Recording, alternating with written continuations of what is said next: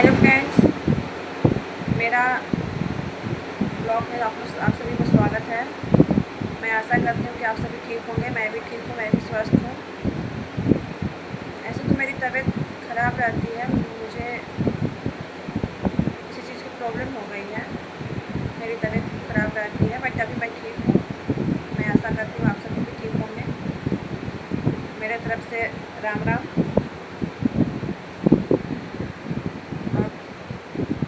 आप लोग तो मुझे अभी अच्छे से नहीं जानते हैं, बट आप सबका सपोर्ट रहे तो आप सब जान जाएंगे मेरे को। मैं अभी इतना बड़ी तो ब्लॉगर नहीं हूँ, बट आप सब मेरा साथ देंगे तो मेरा सपना पूरा हो सकता है, जो मेरा सपना है।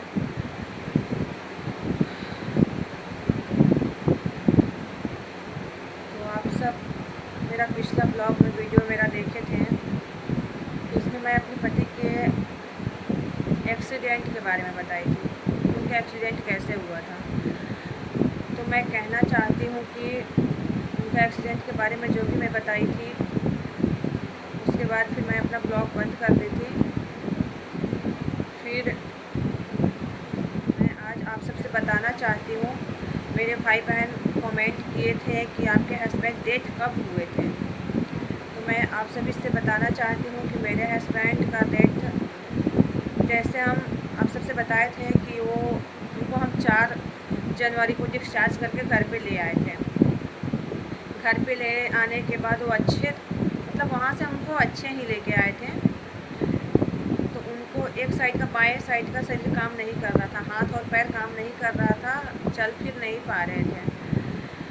और वहाँ से आने के बाद का हम आपको एक वीडियो क्लिप दिखाएंगे।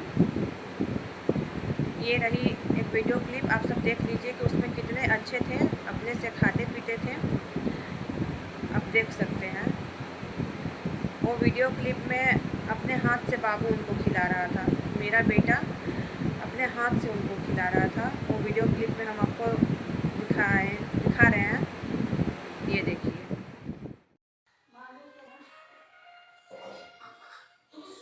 और दे दो, और दे दो।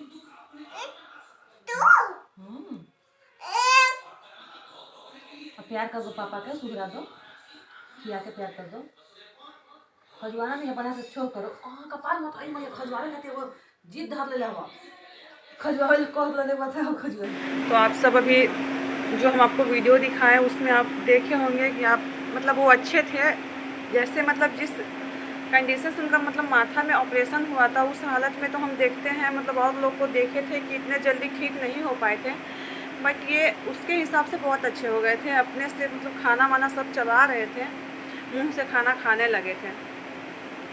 तो वैसे में वो अच्छे हो गए थे। हम लोग उनका इतना, मतलब उनके साथ इतना बहुत ज़्यादा अच्छा से मतलब उनको रखें।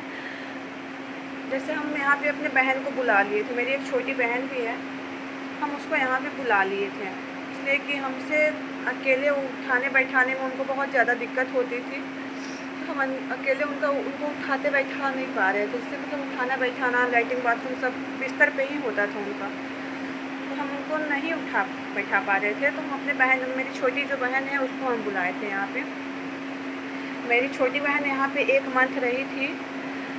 1 मंथ रहने पे हम लोग मतलब उनका इतना सेवा करे, इतना सेवा करे, वो विश्वास नहीं आप लोग करेंगी, आप भैया करेंगे कि हाँ वो इतने जल्दी चलने कैसे लगे थे।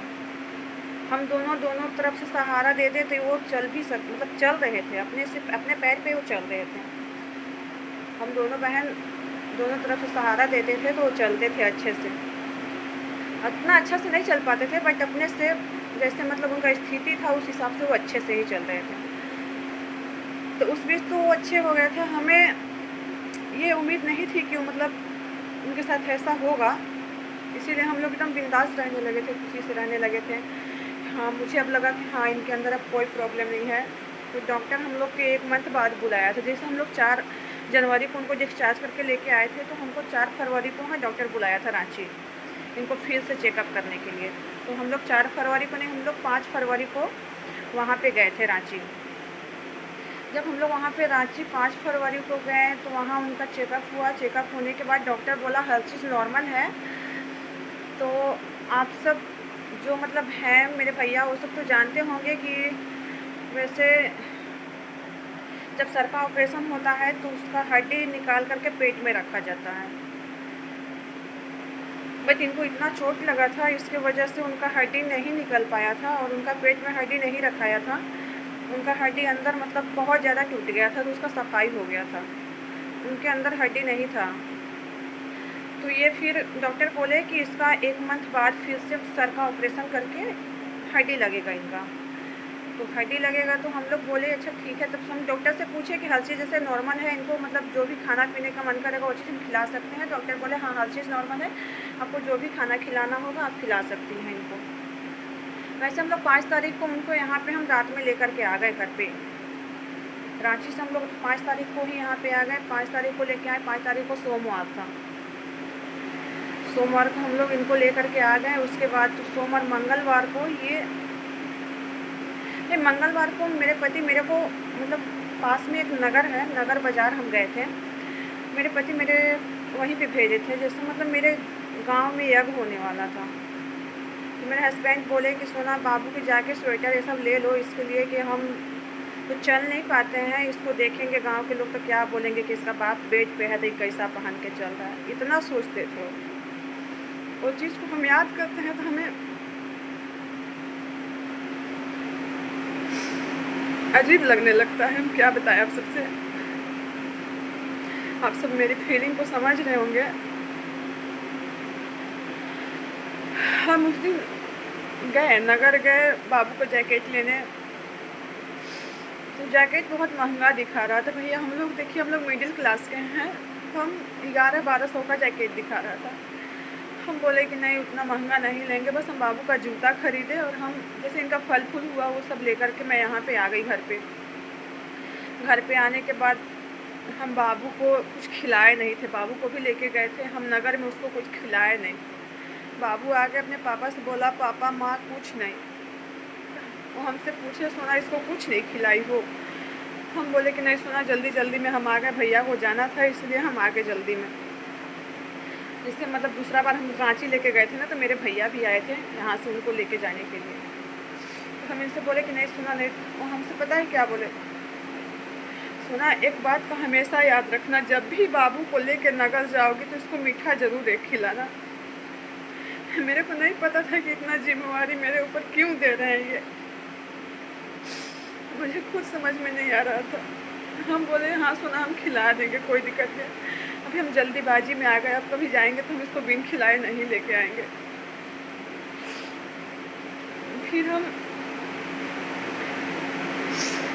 उसी दिन मंगलवार को रात में इनको 1 बजे जैसे मतलब बिस्तर पे ही लाइटिंग होता था इनका, तो बिस्तर पे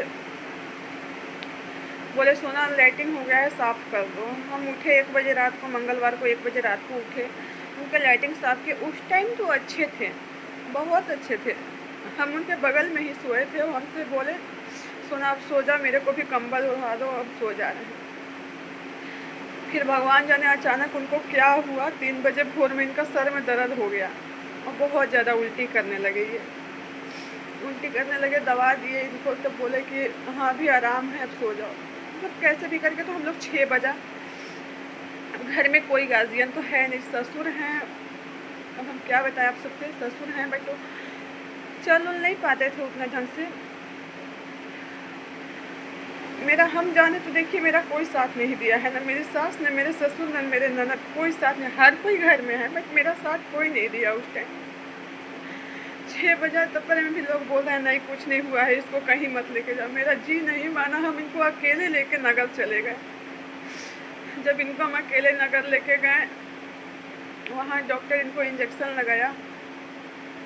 इंजेक्शन लगाने के बाद तो बोला कि आराम होगा तो होगा, नहीं तो इनको यहाँ से रेफ़र हम गढ़वा कर देंगे, गढ़वा से आप लोग रांची रेफ़र करवा लीजिएगा।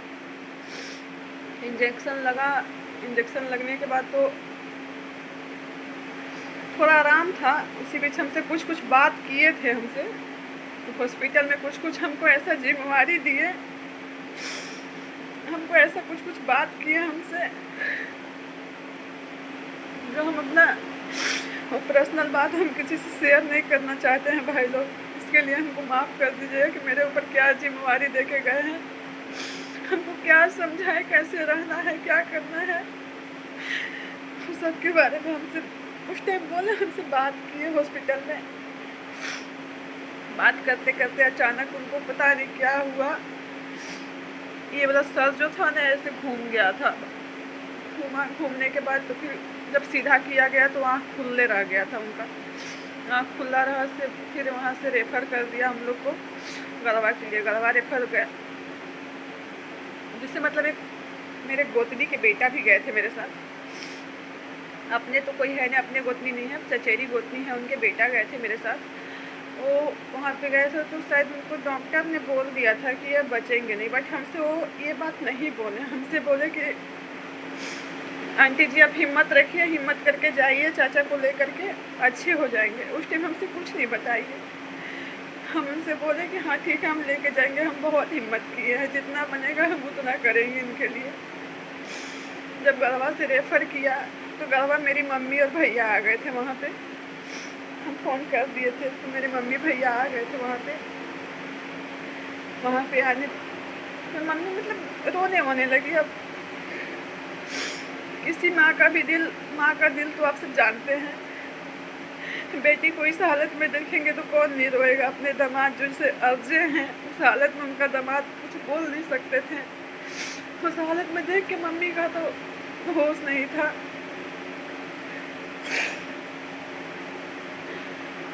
फिर हम लोग यहाँ से रांची लेके गए। रांची हम लोग बुधवार को शाम को रात को 8 बजे पहुँचे।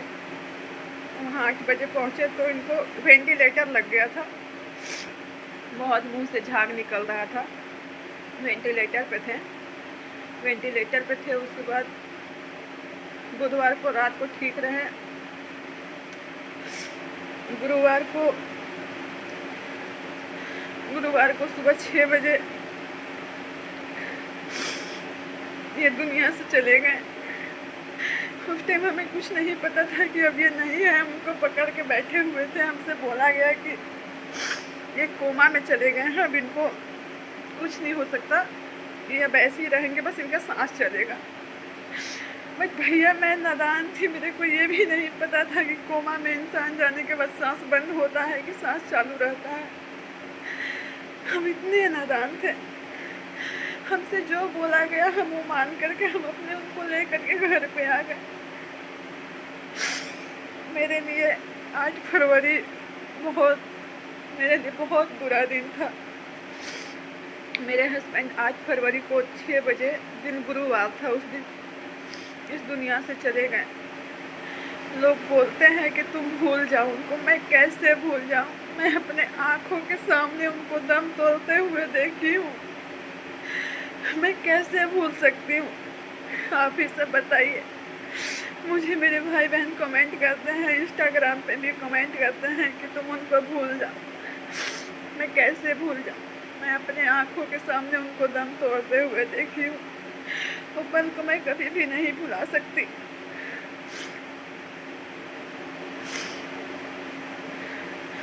आप सबका अगर इजाज़त हुआ तो उनका मैं ऑपरेशन का जो भी मतलब जैसा ऑपरेशन हुआ था वो वीडियो, और जिस दिन वो दुनिया छोड़ के गए थे उस दिन का वीडियो अगर आप लोग देखना चाहे तो मैं अगला ब्लॉग में डाल दूँगी। आप सब देख लीजिएगा किस स्थिति में वो हमें छोड़ के गए थे।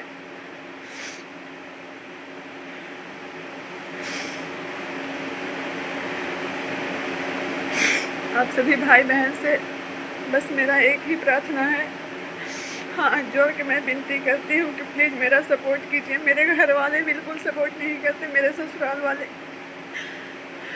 ससुराल वाले तो मुझे अब अछूत मानने भी लगे। मुझे ससुराल वाले अछूत मानते हैं मेरे को। मैं ये सब के बारे में अगला ब्लॉग में वीडियो डालूंगी कि मेरे ससुराल वाले क्या बोलते हैं, मेरी सास क्या बोलती हैं। मैं ये सब वीडियो डालूंगी। अगर आप सब तो इजाज़त होगा तो अगर आप सब मेरे बारे में जानना चाहे तो, और जिस किसी को भी मेरे से जो भी पूछना है आप भाई बहन कमेंट कीजिए। मैं आप लोग को अपना ब्लॉग बना के उसमें डालूँगी। जिस भाई बहन को कुछ भी पूछना है हम उसका जवाब ज़रूर देंगे आप सबको। अब से मेरा सपोर्ट कीजिए। मेरा एक छोटा सा बच्चा है, अभी 3 साल उसका हुआ नहीं है। मेरा एक छोटा बच्चा है, तो आप सब हमें दुलार प्यार दीजिए। हम आप सभी से उम्मीद करते हैं कि आप सब हमें सपोर्ट करेंगे। जो भी मेरे चैनल पर नए हैं प्लीज़ जाकर सब्सक्राइब कर दीजिए मेरे चैनल को सब्सक्राइब कर दीजिए, लाइक करिए, ज़्यादा से ज़्यादा शेयर कीजिए, मेरा सपोर्ट कीजिए। आप सबसे हाथ जोड़ के विनती करती हूँ। अभी के लिए राम राम, प्रणाम करती हूँ सबको।